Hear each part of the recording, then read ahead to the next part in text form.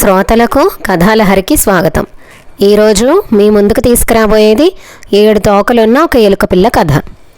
ఒక ఎలుకకు 4 బుజ్జి ఎలుక పిల్లలు పుట్టాయి.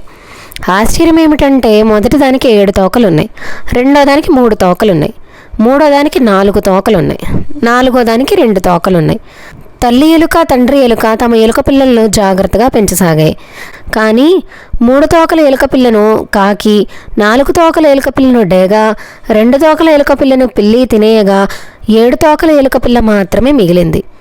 ఎలుక పిల్లకు స్కూలుకి వెళ్లే వయసు వచ్చింది.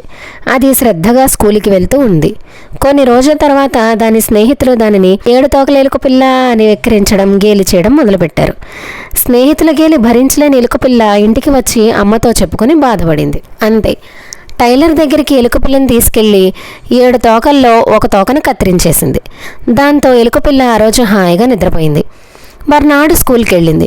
స్నేహితులు 1 2 3 4 5 6, ఇప్పుడు మా స్నేహితుడికి 6 తోకలే అంటూ మళ్ళీ గేలి చేశారు. అలా రోజు ఒక తోక కత్తిరించడం ఎలుక అమ్మకి, ఎలుక పిల్లకి, టైలర్కి అలవాటైపోయింది. చివరికి ఒకే ఒక తోక మిగిలింది.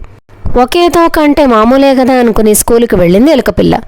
6 పోయే, 5 పోయే, 4 పోయే, 3 2 1 పోయే అంటూ వెక్కిరించారు స్నేహితులు. దాంతో విసిగిపోయిన ఎలుక పిల్ల అమ్మ దగ్గరికి వచ్చి మళ్ళీ ఏడ్చింది. టైలర్ దగ్గరికి వెళ్ళి ఆ ఉన్న ఒక్క తోక కత్తిరించుకునే సలహా ఇచ్చింది అమ్మ ఎలుక. అదే పని చేసింది ఎలుక పిల్ల. తోకే లేకుండా ఉన్న ఎలుక పిల్ల మర్నాడు స్కూల్కి వెళ్ళింది. హే హే, తోకలేని ఎలుక అని ఏడిపించారు అందరూ.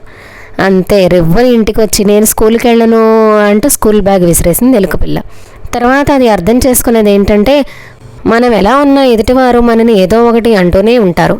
కానీ మనకి నచ్చినట్టుగా మనం ఉంటేనే అందులోనే మన నిజమైన అందం దాగి ఉందని 7 తోకలు కత్తిరించుకున్నాక తెలుసుకుందా ఎలుక పిల్ల. ఈ రోజుకి కథతో ముగిద్దామండి. తిరిగి ఇంకొక కథతో కలుద్దాం.